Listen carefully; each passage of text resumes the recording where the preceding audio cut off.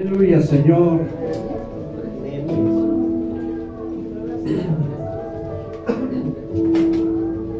Nehemías capítulo 4, versículo 1. ¿Ya todos están ahí? Y antes de comenzar con la palabra, vamos a orar por ella. Le voy a pedir a la hermana Lulú que pase a orar por la palabra.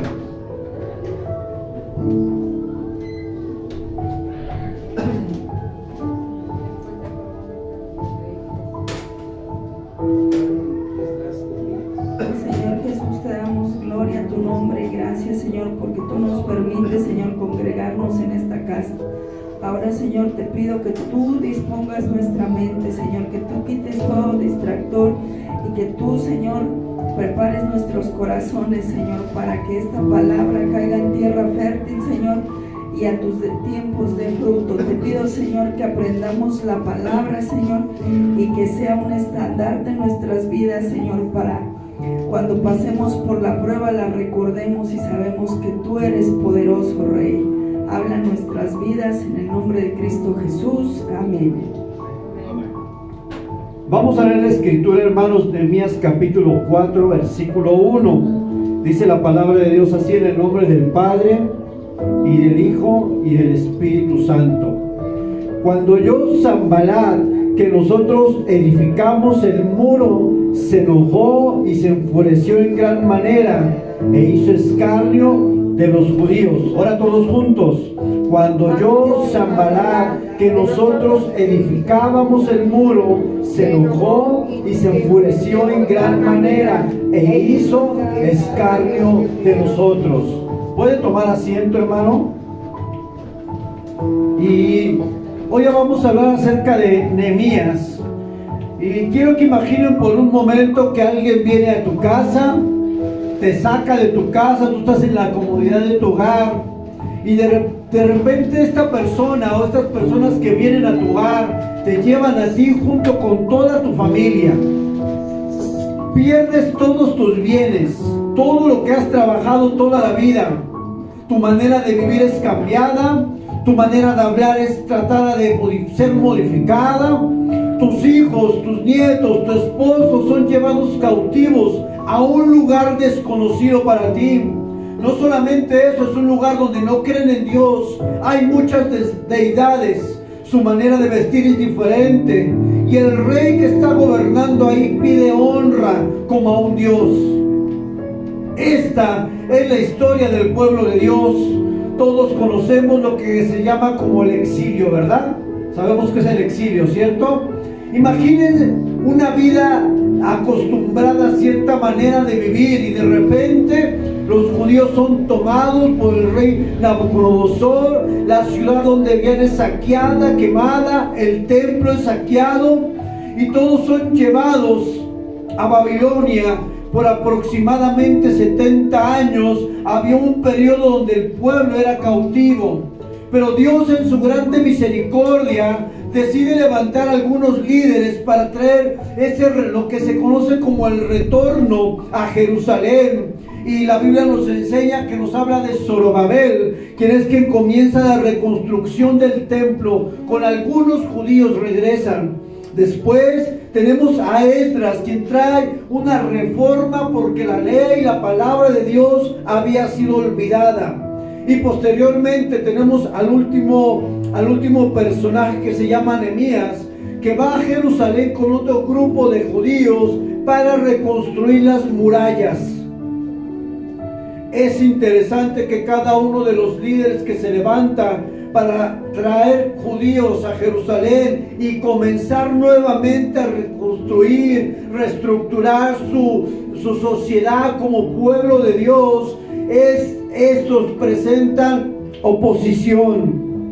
Dígale al que tienes a un lado, oposición. Dile, ayúdame, dile, oposición. Y dice Nehemías 1:3 que cuando vienen a donde se encuentran Nehemías unos judíos, le dan una noticia y le dicen: el remanente de los que quedaron de la cautividad allí en la provincia están en gran mal y afrenta, y el muro de Jerusalén derribado, y sus puertas quemadas a fuego.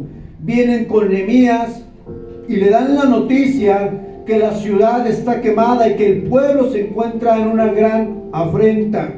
Nehemías, al enterarse de esta noticia, dice la Biblia que se entristece, que llora, pero no solamente se quedó en las lágrimas. Nehemías comienza a orar para que cuando se presentara con el rey Artajerjes hubiera una respuesta de parte de Dios, y ciertamente la tuvo. Cuando se encuentra con el rey, al notar la tristeza de Nehemías, el rey le pregunta: ¿qué cosa pides? Y le dice Nehemías: si agrada al rey, puedes enviarme para reedificar los muros. Dice la palabra de Dios que entonces el rey le provee cartas para pasar sin ningún problema, le provee madera y todo lo que Nehemías necesitaba para reconstruir los muros. Nehemías capítulo 2, versículo 12, búsquelo, porque es aquí donde vamos a empezar la historia y lo que quiero tocar el día de hoy. Dice: me levanté de noche y yo y unos pocos varones conmigo, y no declaré a hombre alguno. Y lea conmigo lo que sigue: lo que Dios había puesto en mi corazón que hiciese en Jerusalén. Nuevamente, lo que Dios había puesto en mi corazón que hiciese en Jerusalén. Y es importante entender de quién era este sentir de Nehemías. ¿De él o de Dios? ¿De quién era la obra? ¿De él o de Dios? La asignación que iba a cumplir Nehemías no era una asignación humana, era algo que Dios mismo había puesto en el corazón de Nehemías, que tenía que reedificar los muros. Era la voluntad de Dios, y sin embargo Nehemías iba a encontrar oposición. Y ahora nos vamos al capítulo 4, donde es donde comienza toda nuestra historia. Y precisamente el primer punto tiene el título de la predicación, que es oposición a la obra de Dios. Lo primero que tenemos que tener en cuenta y claro, hermanos, es que cuando nosotros nos levantamos a edificar nuestra vida conforme a los propósitos y a la voluntad de Dios, tendremos oposición. Eso es inmediato.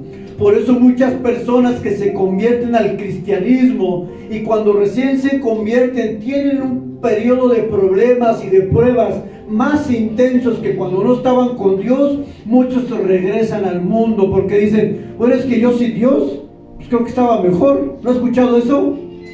Es que vengo a Dios y tengo más problemas. Bueno, así como Nehemías se encontró con oposición, en el momento que nosotros decidamos buscar la voluntad de Dios, nos encontraremos con oposición y comienza el ataque. Es importante entender que Nehemías tenía una asignación del cielo. Y dile al que tienes a un lado: tienes una asignación del cielo. Tu vida tiene propósito, pero dile: tu vida tiene propósito. Así es que no te preocupes, porque aunque venga oposición, Dios está contigo. Díselo: Dios está contigo. Y dice el versículo 1, ¿no? Cuando oyó Sanbalat, fíjense, escuchó Sanbalat que nosotros edificábamos el muro, se enojó y se enfureció en gran manera e hizo escarnio de los judíos. Nehemías iba a comenzar la reconstrucción de los muros. Y quiero que entiendas una cosa: en el momento que tú quieras reedificar tu vida, en el momento que tú quieras comenzar a hacer las cosas bien, en el momento que tomes la decisión de dejar aquellos hábitos que te están destruyendo, hábitos visibles, pero también hábitos ocultos, en el momento que decidas ir a la iglesia, en el momento que quieras orar y leer la Biblia, en el momento que quieras comenzar a resarcir el daño que has hecho a otras personas, en el momento que decidas buscar a Dios, en el momento que quieras sanar las relaciones rotas, en el momento que busques restauración, ahí vas a encontrarte con oposición. siempre que alguien quiera hacer la voluntad de Dios, habrá enemigos para intentar detener lo que Dios quiere hacer con tu vida y a través de tu vida. La palabra Satanás en hebreo significa adversario o enemigo.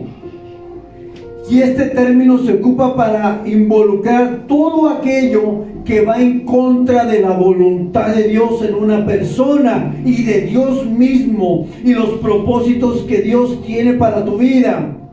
En el Nuevo Testamento la palabra griega es la palabra que se ocupa para decir que el diablo es un falso acusador o calumniador o padre de mentira. Satanás tratará de evitar que cumplas la voluntad de Dios en esta tierra.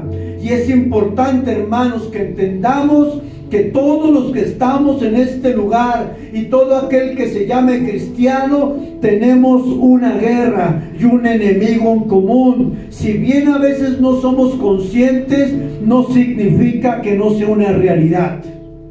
La Biblia nos enseña a que no ignoremos las maquinaciones del diablo. ¿No te has dado cuenta que cuando quieres buscar de Dios pasa algo? ¿No te has dado cuenta que cuando te dispones a hacer algo para Dios, algo viene a estorbar? Es como si yo le dijera a Carlos, en un mes tú vas a compartir la palabra de Dios un viernes. Y él a lo mejor nunca lo ha hecho, ¿verdad? Y de repente él está animado, dice, bueno, me voy a aventar, ¿no? Obviamente lo capacitamos, lo preparamos. Pero ¿qué creen? Que él llega a su casa y de repente le comienza a contar a su familia. Oigan, ¿qué creen que me pidieron compartir la palabra? Y la primera oposición que encontramos muchas veces es ¿dónde? En la casa. Y de repente por ahí sale alguien que le dice, oye Carlos, pero tú estás viendo cómo estás. ¿Cómo tú vas a predicar? Tú tartamudeas. No vas a poder, Carlos. Y comienza el ataque. Es impresionante que el ataque muchas veces va a comenzar en nuestro mismo hogar. Cuando un esposo, un matrimonio, uno de ellos decide buscar a Dios y el otro no, ¿qué creen que pasa con el que quiere buscar? ¿Qué le dice el esposo? Pues quédate, mi amor. Ahorita vamos a hacer acá un sancochito, vamos a hacer acá unos sopes con choricito, queso rallado, lechuguita, su salsita y una coca bien fría para que el calor. Y dice la esposa, oye, pero es que yo quiero buscar de Dios, déjame. No, mira, los muchachos están aquí. Los muchachos tienen hambre, ¿no? ¿Y qué creen que pasa? ¿Pasa o no pasa la prueba? Y tú dices, pues sí, ¿verdad? Total. Netflix, películas, todo está preparado para pasarla bien. Y nos damos cuenta que hay una oposición desde el lugar donde nosotros vivimos. Sé que es algo difícil de tratar porque muchas veces en el mismo lugar pareciera que vamos en contracorriente. Sobre todo cuando hay un cristiano en la familia, los demás luchan bastante. Sobre todo cuando uno de ellos se quiere levantar para buscar de Dios, hay un mayor número de personas que están en contra de lo de Dios. Porque aquella persona que quiere buscar la presencia de Dios está caminando por el lugar correcto, está yendo hacia la dirección correcta. Sin embargo, aquellos que no quieren de Dios, aquellos para los cuales Dios no es importante en su vida, siempre tratarán de una u otra manera que tú no vayas a la iglesia. Yo me acuerdo cuando mi mamá iba a la iglesia, yo estaba más chico y mi papá le decía, no, pero no los dejes solos. Así le decía mi papá. Mira, los niños ahí están.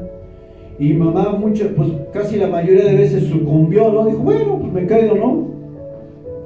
Y cedemos ante esta oposición. Nosotros, hermanos, tienen que aprender que la oposición siempre la tendrá. pero tenemos que entender que cuando tú comiences a buscar hacer lo correcto delante de Dios, siempre va alguien que se oponga a que tú hagas eso. Siempre, hermanos, siempre habrá una oposición. Dice, quiero ver cómo fue este ataque de Nehemías, y viene del versículo 1 al 3, capítulo 4. Voy a leerlo, léalo ahí en su Biblia. Cuando oyó Sanbalat que nosotros edificábamos el muro, se enojó y se enfureció en gran manera, e hizo escarnio de los judíos, y habló delante de sus hermanos y del ejército de Samaria, y dijo, habló y dijo: ¿qué hacen estos débiles judíos? ¿Se le permitirá volver a ofrecer sus sacrificios? ¿Acabarán en un día? ¿Resucitarán de los montones del polvo de las piedras que fueron quemadas? Y estaba junto a él Tobías amonita, el cual dijo: lo que ellos edifican del muro de piedra, si se subiera una zorra, ¿qué? Lo derribará. Dice la palabra que ellos sufrieron escarnio. ¿Qué es escarnio? Es una burla cruel que tiene la finalidad de humillar y de despreciar a alguien. No es cualquier tipo de burla. El escarnio es muy ofensivo porque pretende acabar con la moral, el ánimo de la persona a quien lo está recibiendo. Por palabras muchos han sido paralizados por Sanbalat y Tobías.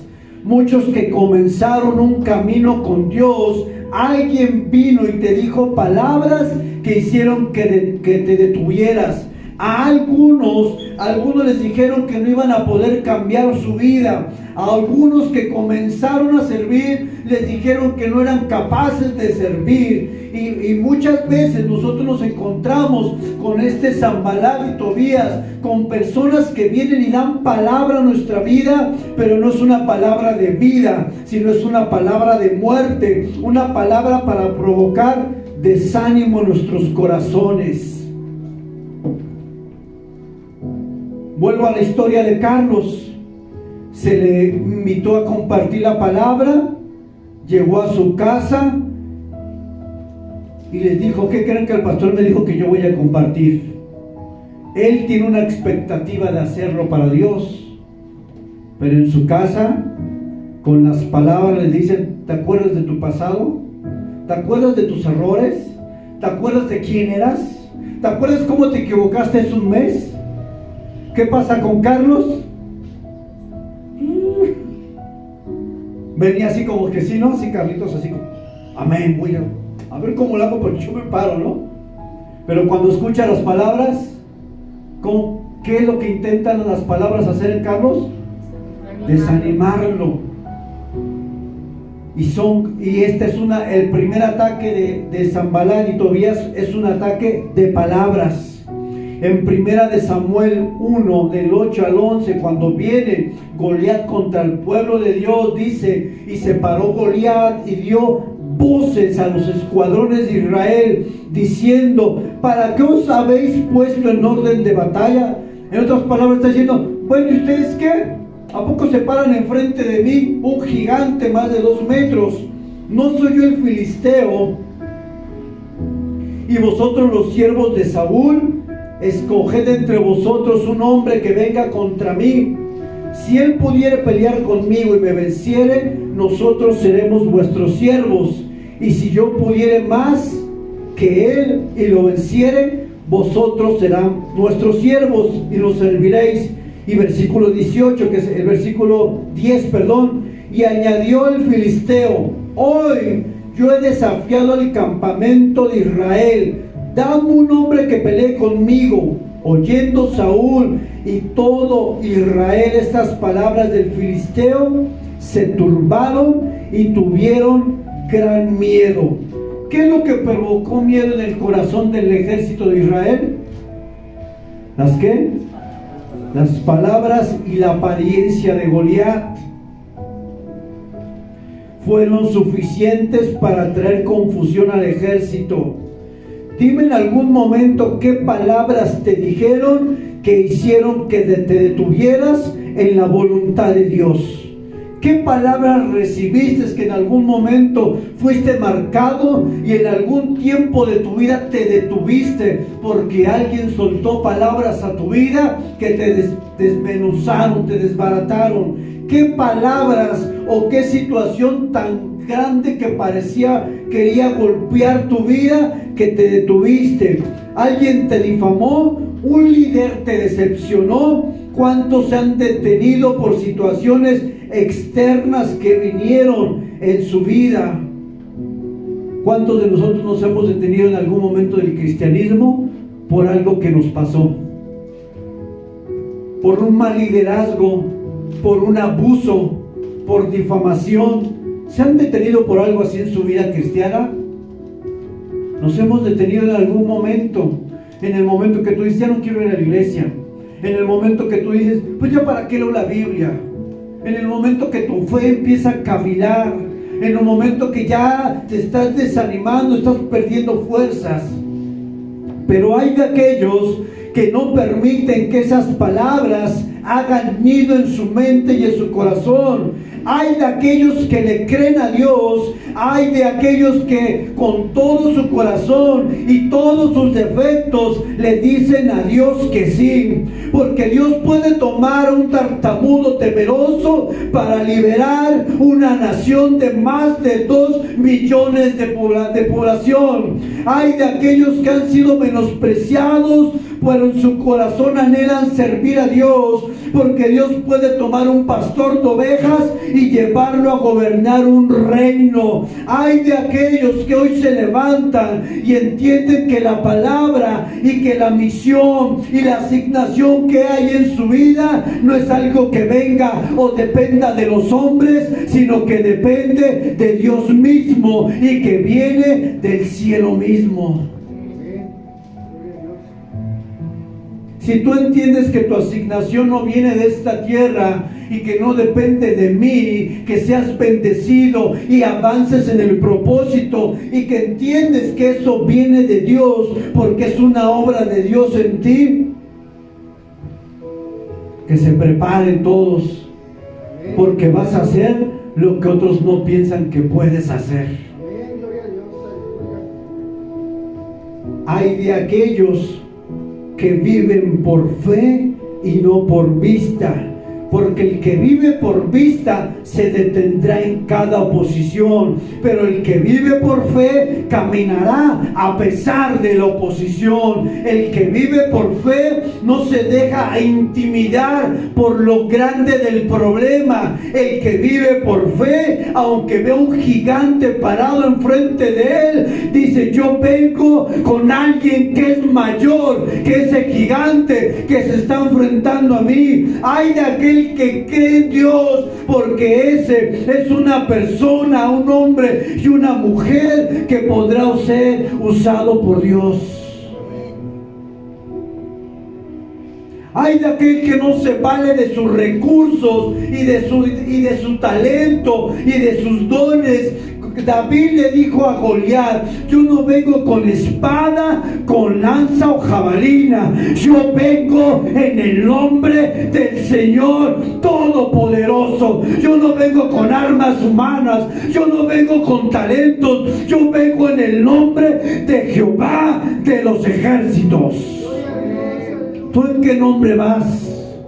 ¿En quién estás confiando? ¿En un hombre?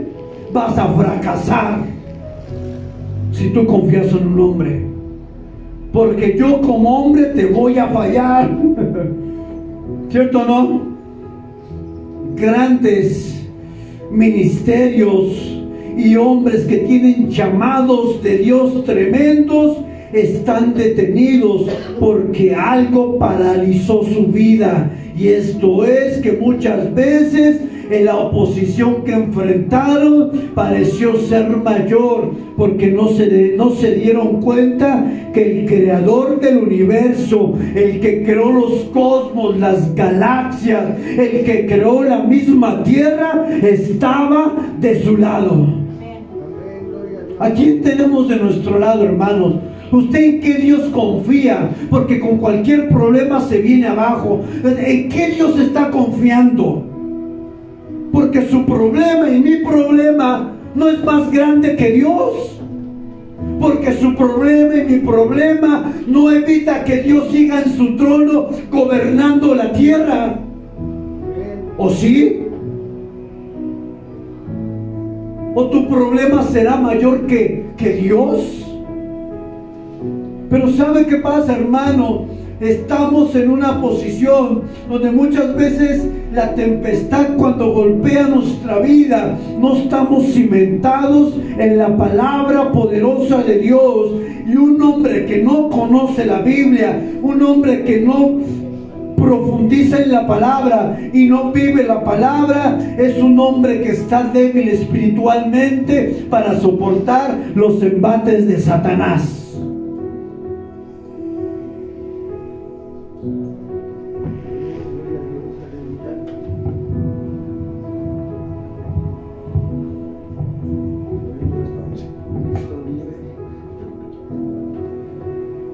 Dile al que tiene a su lado: nos vamos a levantar en el nombre de Jesús. ¿Cuántos se van a levantar, hermanos? Gloria a Dios, aleluya.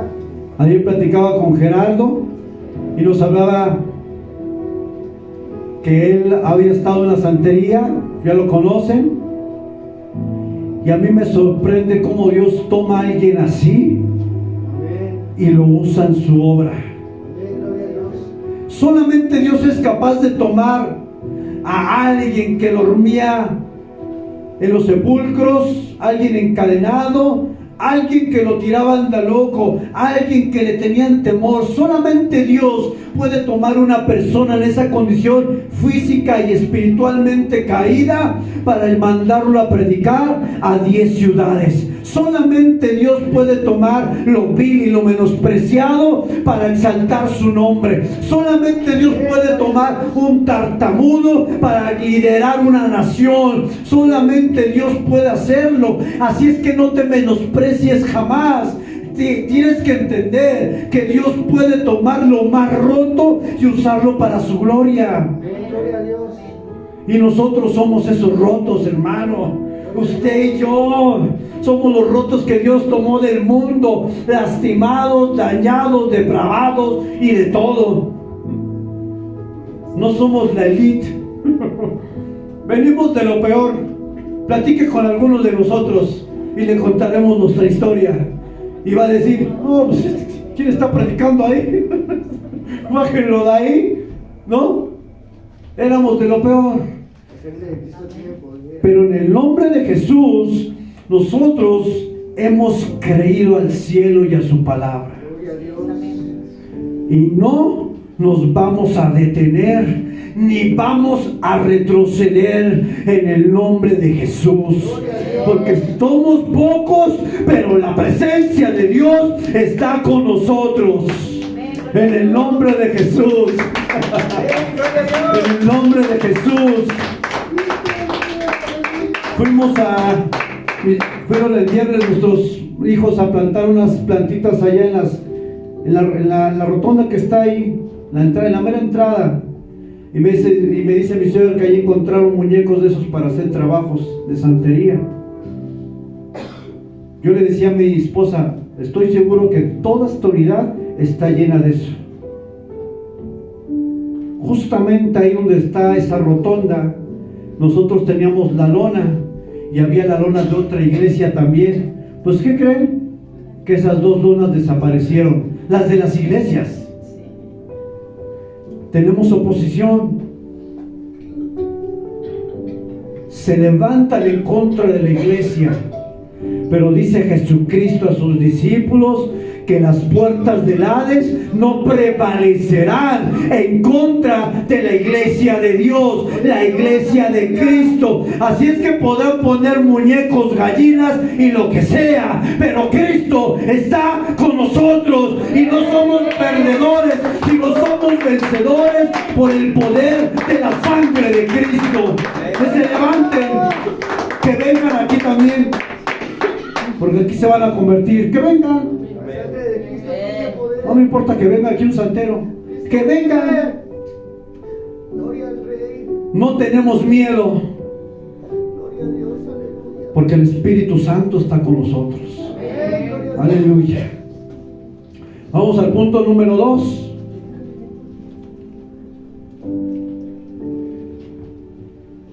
El desánimo y el temor son armas que nuestro enemigo usa para paralizarnos.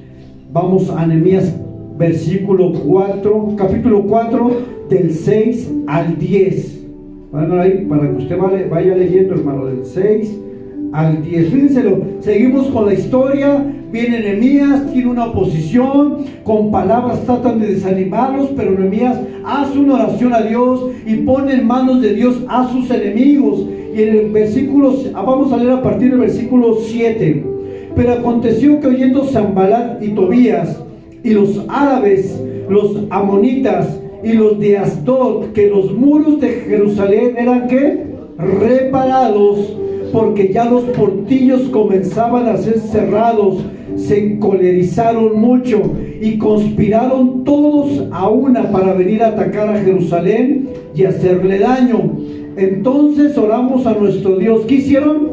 Oramos a nuestro Dios, y a causa de ellos pusimos guarda contra ellos de día y de noche. Y el versículo que me interesa, que quiero que ponga atención.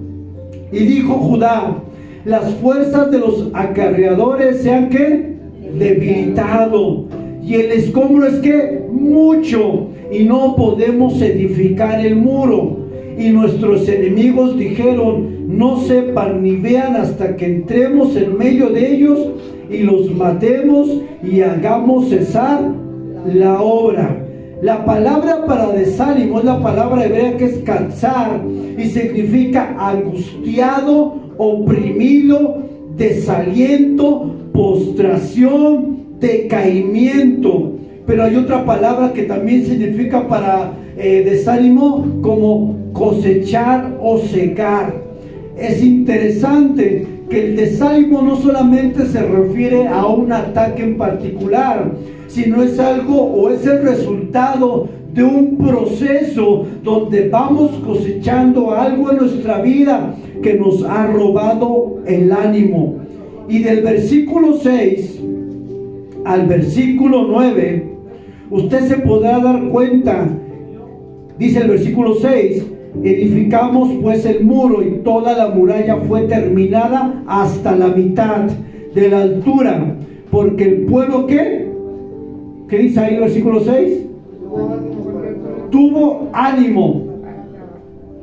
Es decir, había una condición, estaban trabajando, hay ánimo. Pero en el versículo 10 hay un cambio de 360 grados, porque vemos un pueblo trabajando, animado. Pero en el versículo 10 dice que las fuerzas de los acarreadores se debilitaron, y el escombro era mucho, y dijeron: no podemos edificar el muro. Los acarreadores comenzaron a ver la obra a través del desánimo, porque sus fuerzas habían menguado. Y hoy quiero que veamos 3 aspectos del desánimo. El desánimo tenía el propósito de que la obra de Dios se detuviera y que dejaran de construir los muros. Dice que ellos iban a la mitad del muro, pero que en la mitad, justamente en la mitad, ellos vienen y se desaniman. Lo que hace el desánimo en la vida de nosotros es esto: el desánimo ataca nuestras vidas cuando ya vamos avanzando en el camino de Dios. Dese cuenta que cuando usted tiene la disposición a buscar de Dios, usted comienza muy animado. ¿Cuántos hemos comenzado así? Amén, lo que venga, ¿no? Hay oración, voy, hay esto, y te involucras en todo. Pero ese mismo ánimo, esa misma pasión, al mes, ¿qué pasa? Empieza a menguar. Cuando ellos van a la mitad del muro, fue cuando viene este ataque de desánimo. Piensas y dices con tus palabras: yo voy a servir a Dios.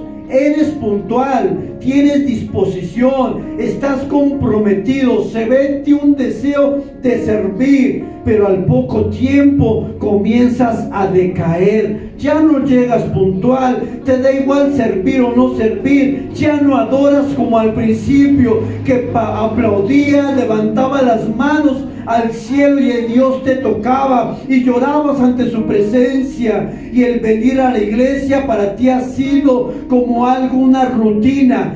Ya no es como al principio que decías: yo voy porque Dios va a hablar, porque necesito palabra, porque algo necesito de Dios. Pero entre más pasa el tiempo, tu ánimo va decayendo poco a poco, y es ahí donde Satanás va a atacar tu vida. No al principio, sino a la mitad del camino. Es ahí donde donde el enemigo te va a atacar. Es ahí donde vas a sufrir un embate del enemigo. Alguna mala noticia, alguna oposición harán que mengues en la búsqueda de Dios. Ya hay veces que hay razones extraordinarias para no venir a la iglesia, pero en otras ocasiones son razones que no tienen peso de verdad. ¿Sí o no? Pero hay de aquellos que dicen: yo quiero servir. El día de hoy yo me levanto en el nombre de Jesús y cobro ánimo para seguir en la voluntad de Dios. Porque esos hermanos son como barro en las manos del alfarero, que pueden ser moldeados y ejecutados de tal manera a una obra que Dios quiere hacer en sus vidas. El desánimo provoca que nosotros veamos la vida en un tono gris. ¿Qué dijeron los acarreadores? Ya es mucho escombro, y ya vamos a parar la obra, ya. O sea, los acarreadores comenzaron con ánimo, dice el versículo 9, el versículo 6, perdón, pero ya en el 10 dicen: ya no, estamos debilitados, estamos cansados. Y el desánimo tiene una característica muy particular, porque ciertamente el desánimo toca verdades de nuestra vida, pero usa esas verdades para maximizarlas y hacer que tú canceles proyectos de vida, hacer que tú canceles propósitos en Dios. Porque a lo mejor si tienes fallas, y nadie es perfecto, y tenemos errores, pero en Cristo somos nuevas criaturas, y en Cristo hay nuevas oportunidades. Así es que aunque hayamos decaído en el ánimo con el Señor nos dice: hoy levántate en el nombre de Jesús, porque yo estoy haciendo una obra en tu vida. Una persona con desánimo crónico ve las cosas con pesimismo, ve las cosas en tono gris. ¿Y usted sabía que el desánimo es la antesala a la depresión? Es peligroso que un cristiano tenga desánimo. El desánimo afecta la fe del cristiano, su esperanza, su estado físico. Es debilitado físicamente. Por eso las personas que tienen trabajos muy excesivos, donde tienen mucho desgaste físico, son personas que tienden ¿a qué? A desanimarse, porque físicamente están perdiendo fuerza, y la fuerza física que van perdiendo va a comenzar a afectar su estado espiritual. Por eso, hermano, usted tiene que tomar tiempos de descanso. Eso también es sano, eso también es bíblico. Porque si tú estás reventado físicamente, hermano, créeme que no vas a dar el ancho para servir a Dios. No, físicamente hay un límite en nuestro cuerpo. Tenemos que cuidar esa parte. El desánimo puede llevar a una persona ¿al qué? Al suicidio. ¿Ven qué peligroso es desanimarse para un cristiano? ¿Por qué pastores han quitado la vida? Por desánimo. Si a un pastor le pasa eso, ¿y a nosotros qué nos podrá pasar? Es algo grave. Y por último, acerca del desánimo, el desánimo paraliza. ¿Cuántos cristianos que sirvieron a Dios dejaron de hacerlo por el desánimo? ¿Cuántos cristianos dejaron de ir a una iglesia porque se desanimaron? ¿Creen que el desánimo provoque que ya no queramos ir a la iglesia? ¿No dices, ya para qué? ¿Sí o no? Mira, todo está mal. El pastor, los líderes, y ves todo en tono gris, ¿no? Todo está mal.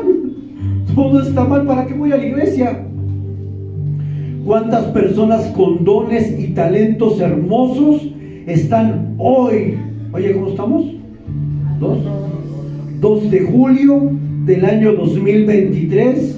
Personas que tuvieron ministerios de alabanza, de predicación, de niños, de adultos, de intercesión. ¿Cuántas personas con dones y llamados de Dios para sus vidas hoy están en su casa postrados, paralizados?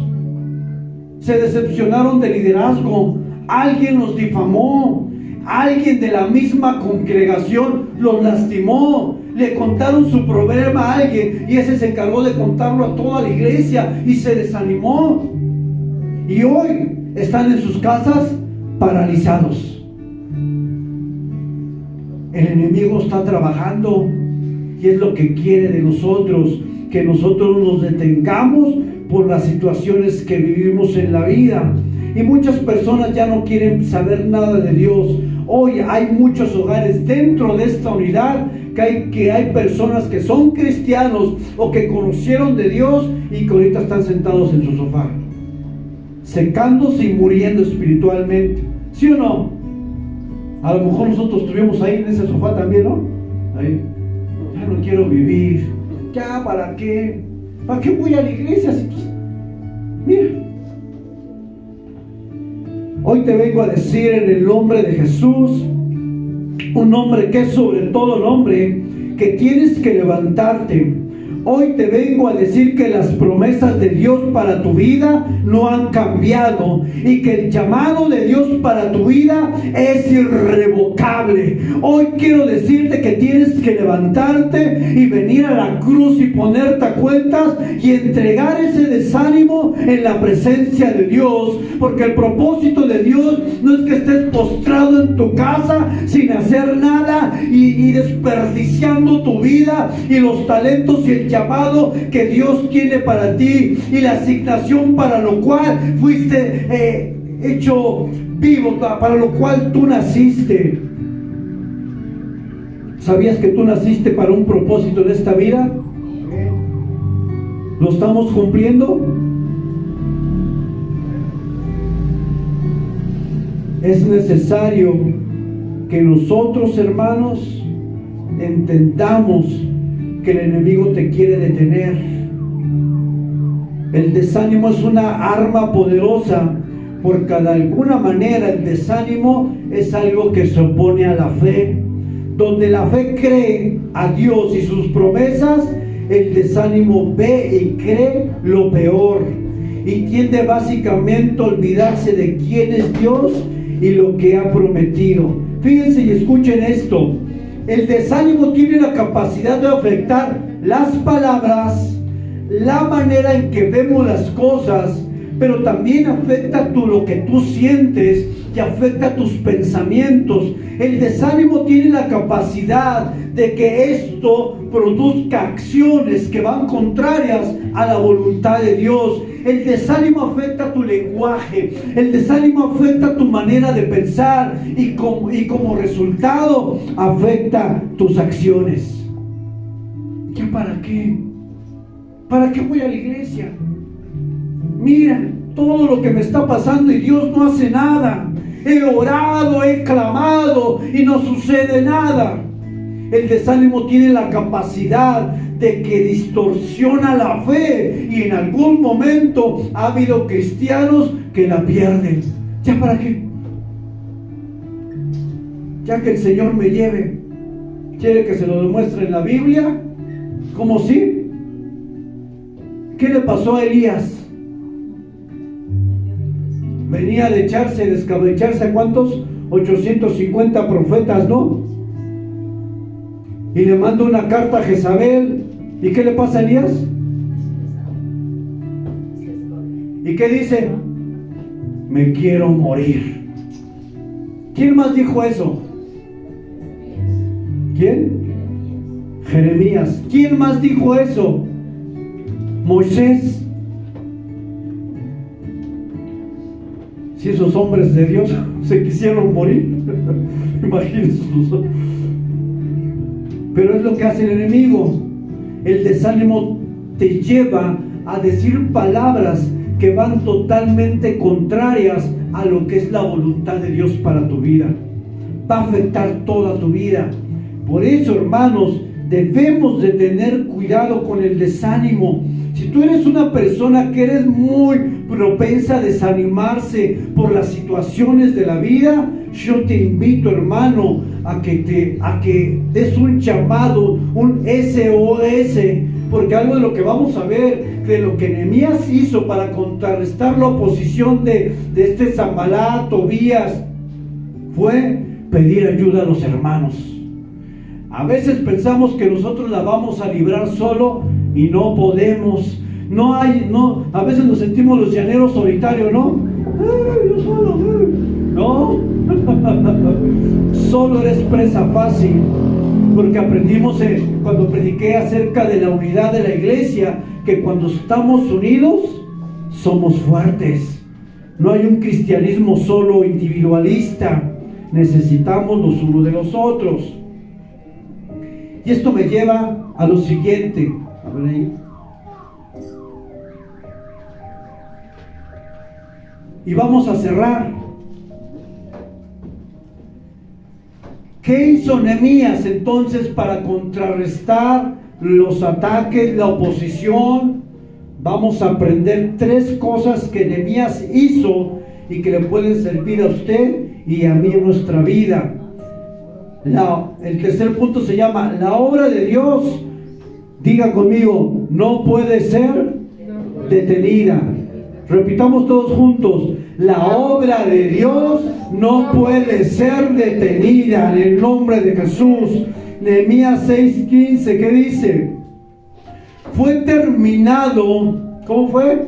Fue terminado pues el muro el 25 del mes de Elul, en 52 días, y cuando oyeron todos nuestros enemigos, temieron todas las naciones que estaban alrededor de nosotros, y se sintieron humillados y conocieron porque nuestro Dios había sido hecha esta obra. Aleluya. En el nombre de Jesús, en el nombre de Jesús, todo lo que Él comienza, lo acaba. Filipenses 1:6 dice Pablo: estoy persuadido, estoy convencido de aquel que comenzó la obra, la va a terminar. Lo va a hacer en ti. No porque tú y yo seamos muy buenos, sino porque es un designio del cielo para nosotros. Y su palabra lo dice.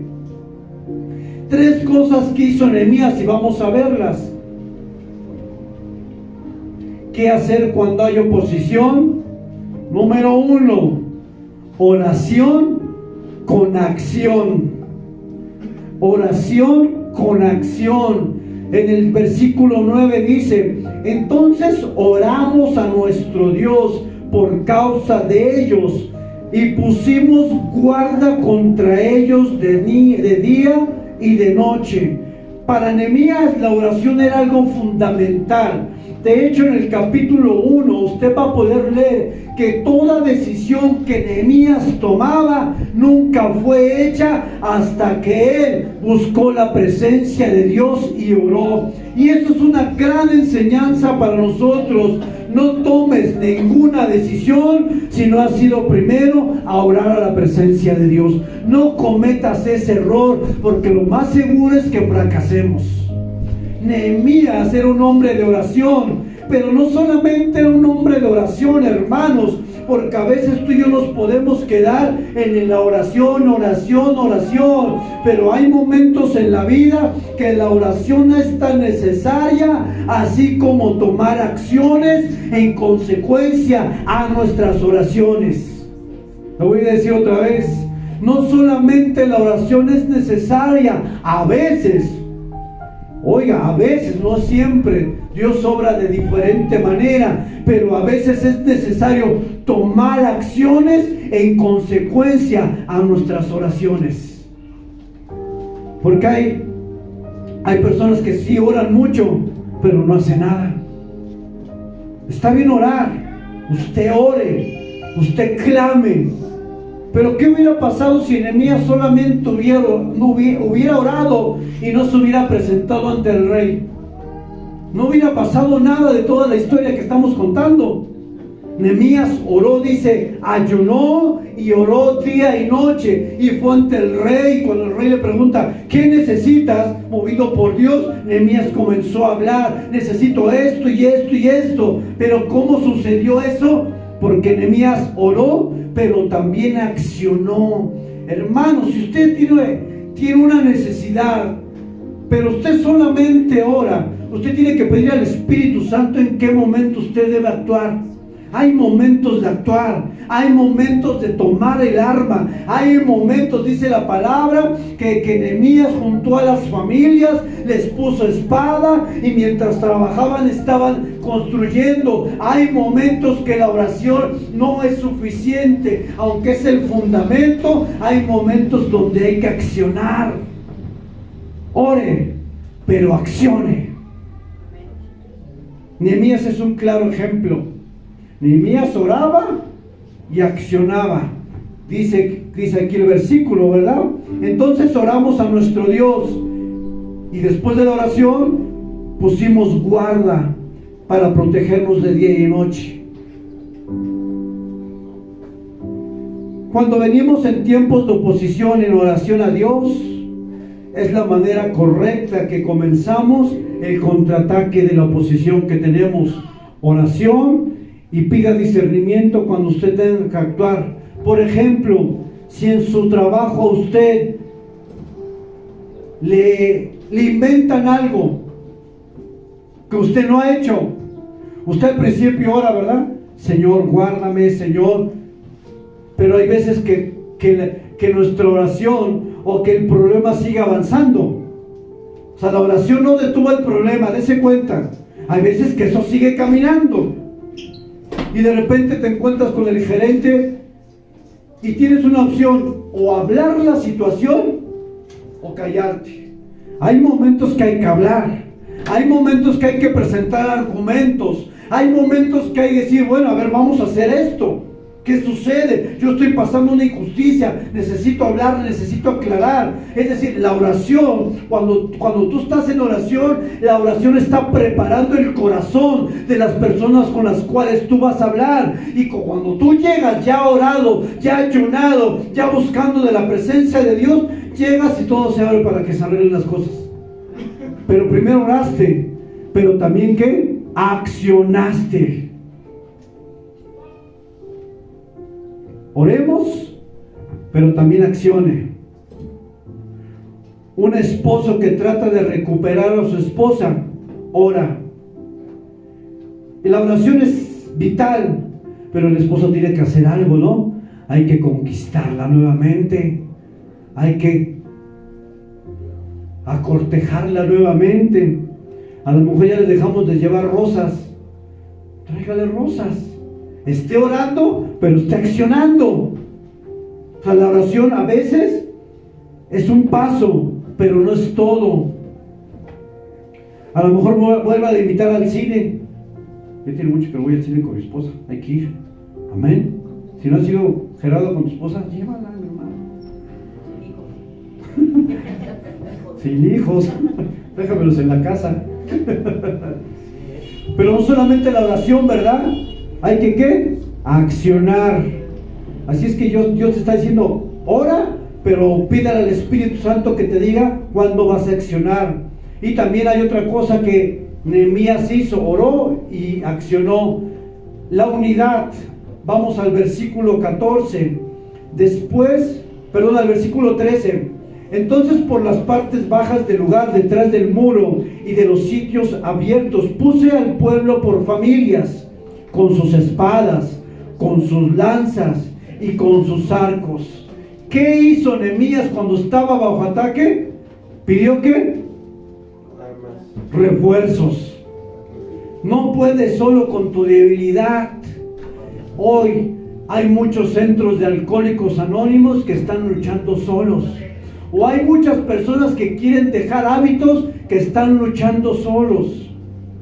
Y muchas veces Nehemías nos enseña que hay un poder en la unidad, donde a través de la unidad Nehemías puede contrarrestar el ataque del enemigo. Cuando nosotros pedimos refuerzos es porque entendemos que solos no podemos y que necesitamos de nuestros hermanos. ¿A poco usted nunca le ha dicho al hermano: ore por mí, hermano, tengo necesidad? ¿Por qué? Porque hacemos fuerza entre todos. Porque a veces uno solo es aquel que viene hasta atrás de todo el camino, y como vas solito y ya vas débil y vas así cojeando, viene el enemigo. ¿A quién te agarra? Al que se quedó atrás solito, no al que va a estar allá enfrente con toda la bola, ¿no? ¿Sí va? No al que va así. ¿Qué le pasa cuando hablamos de ovejas? A la ovejita que se separa del redil, ¿qué le pasa?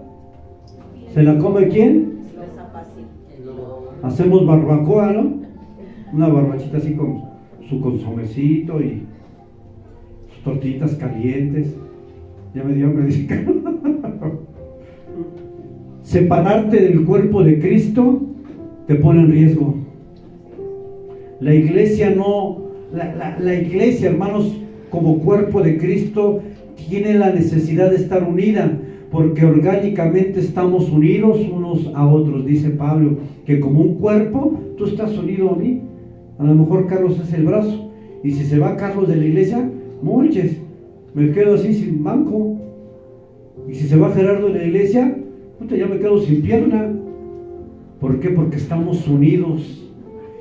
Por eso es importante entender que en la unidad hay bendición, en la unidad hay poder y hay respuesta.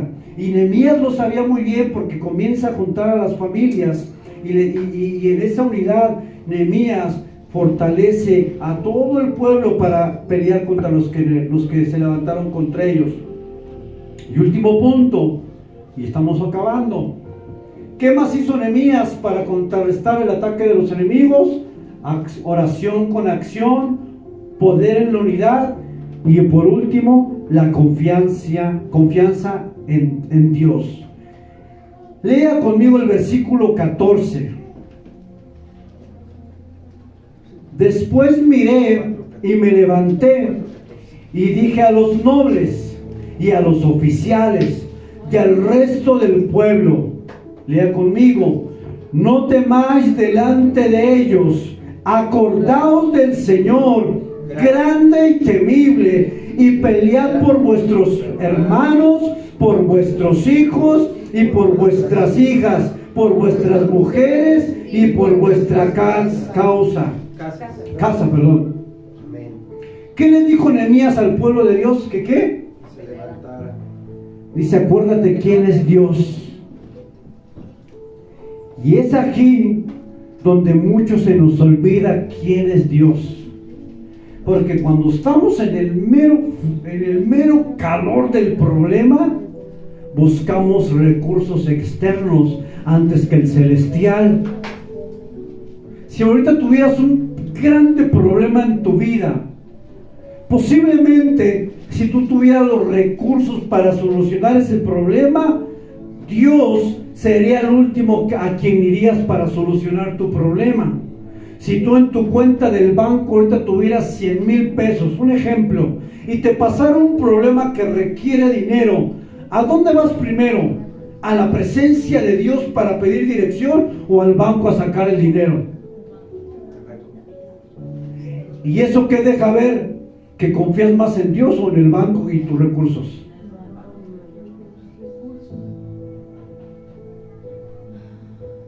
Nehemías le dice al pueblo: Acuérdate de todo lo que Dios ha hecho en tu vida.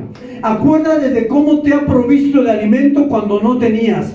Acuérdate cómo te abrió la puerta de empleo que no tenías. Acuérdate cómo te sanó. No seas malagradecido y malagradecida. Acuérdate lo que Dios ha hecho a lo largo de tu vida y que no te ha dejado. Acuérdate de las puertas que Dios ha abierto a tu vida. Acuérdate de quién es Él. Acuérdate que Él te ha favorecido y todos los días sales a tu trabajo y regresas vivo. Acuérdate de quién es Dios y de que su misericordia no te ha abandonado hasta el día de hoy. Acuérdate, iglesia, no seas malagradecido. Se nos olvida después de que nos empieza a ir bien en la vida, de que tenemos posición, de que tenemos recursos, ya Dios se ha vuelto algo secundario en nosotros. ¿Sabes por qué? Porque nuestro corazón tiene una tendencia a alejarse de Dios. Aunque hay una lucha interna, muchas veces las cosas del mundo jalan nuestra vida. Nehemías le dice al pueblo: acordaos del Señor, grande y temible. Cuando venga la oposición a tu vida, acuérdate quién está a tu lado. Acuérdate quién camina contigo. Acuérdate quién es Él, quién es Dios, el que puede abrir el mar en dos, el que puede hacer caer maná del cielo, el que puede hacer que de una roca brote agua, el que puede abrir las puertas de empleo cuando nadie se le abre, el que puede hacer que tú en la pandemia vivas y no mueras. Acuérdate quién es Dios, porque cuando venga el enemigo, entonces le vas a restregar en la cara del enemigo: yo estoy con Dios. Acuérdate de Él. Pon el versículo último, hijo, y te subes a tocar.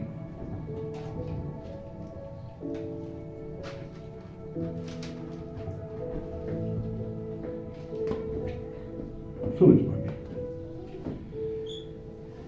Este versículo, hermano, para mí es un versículo clave en mi vida, porque nosotros también hemos tenido oposición como ministerio, pero cuando voy a la escritura, cuando voy a la palabra, cuando voy a lo que Él dice y no lo que los otros dicen, cuando yo creo lo que Él dice, lo que Él está diciendo de mi vida, lo que Él sabe que hay en mí y en ti y en todos nosotros, y leo estas palabras, digo: aleluya. Yo no me detengo por más que sean los ataques fuertes. Yo he querido renunciar, pero cuando veo ya la palabra y cuando entiendo lo que Él habla a mi vida, digo: nada. No. Yo sé que tú puedes hacer todas las cosas y que ninguno, diga conmigo, y que ninguno de tus propósitos puede ser frustrado. ¿Tienes enemigos? ¿Tienes personas que se oponen a tu llamado? Sí, los tienes. A lo mejor es tu propia familia, a lo mejor alguien externo. Yo no sé de dónde venga el ataque, pero si tú leyendo esto no te paras firme ante la oposición, hermano, vamos a quedar atemorizados. Dijo Nehemías cuando lo trataban de intimidarlo: entonces dije, ¿un hombre como yo ha de huir? ¿Y quién que fuera como yo entraría al templo para salvarse la vida? Hay veces en la batalla que tenemos que pararnos firmes. Hay tiempo para callar, hay tiempo para resguardarse, pero hay tiempo para enfrentar también. Porque a las personas te van a tratar de manera frontal de tener el llamado que hay en tu vida. Y hay momentos donde tú tienes que pararte y decirle: no, tú tal vez te opones, pero mis bendiciones no dependen de ti, mis bendiciones dependen de Dios, el llamado depende de Dios. Él es el que me llama, Él es el que me capacita, y no depende de lo que tú hagas o de lo que tú digas. Hay santeros, sí, que haya muchos si quieren, pero nosotros no vamos con armas físicas. Nosotros no vamos a salir a agarrar a los santeros y los vamos a agarrar a bibliazos. Órale, hijo de Dios, te conviertes. No. Nosotros venimos con el Espíritu Santo de Dios. David le dijo a Goliat: yo no vengo con lanza, espada o jabalina, yo vengo en el nombre del Señor de los ejércitos. Y en ese nombre usted se levanta también, hermano, y le dice a su enemigo: en el nombre de Jesús, yo tengo un Dios todopoderoso que no se va a detener para guardar mi vida. Que vengan, que nos escarnezcan, está bien, pero llegará nuestro tiempo de levantarnos. ¿O usted va a entregar en charola de plata su llamado? ¿El llamado? ¿Usted va a entregar en charola de plata a su familia? Primero que nos descalabren a nosotros como padres antes de entregar a nuestros hijos. Aunque me den una puñalada, pero yo no voy para atrás. Yo vengo en el nombre de Jesús. ¿Qué le dice Jesús cuando dio a unos a liberar demonios? Este es en el nombre de Jesús. No es en tu nombre, no es en el nombre de una denominación, no es en el nombre de una iglesia, es en el nombre de Jesús. Es en el nombre que es sobre todo nombre. Y en ese nombre venimos a esta unidad para implementar y edificar su reino. Aunque haya plantado muñecos y gallinas, a mí no me da miedo, porque el que está con nosotros es mayor. El que está con nosotros es mayor. Ponte de pie.